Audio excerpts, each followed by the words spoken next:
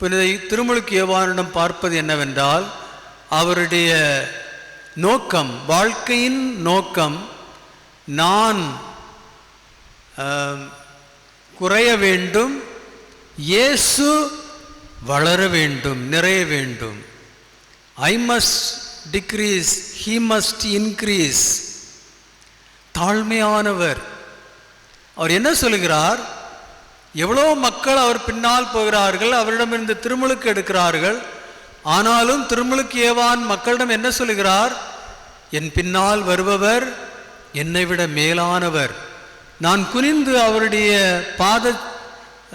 அவருடைய செருப்புகளின் வாரை அவிழ்க்குவதற்கு கூட நான் தகுதியற்றவன் என்று தன்னை தாழ்த்து இயேசுவை புகழ்த்து சொல்கிறார். நான் குறைய வேண்டும், இயேசு நிறைய வேண்டும் என்ற ஒரு குறிக்கோளோடு வாழ்ந்தவர்தான் திருமுழுக்கு யோவான். நாம் அனைவரும் அவரை போல் நம்மில் நாம் குறைய வேண்டும், நம்மில் இயேசு நிறைய வேண்டும்.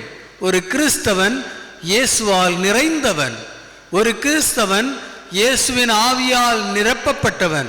ஒரு கிறிஸ்தவன் இயேசுவின் ஆவியால் செயல்படுபவன். ஒரு கிறிஸ்தவன் முற்றிலும் இயேசுவால் மாறுபவன். அதனால்தான் திருமுழுக்கு யோவான் சொல்கிறார், நான் குறைய வேண்டும், என்னில் இயேசு வளர வேண்டும், நிறைய வேண்டும்.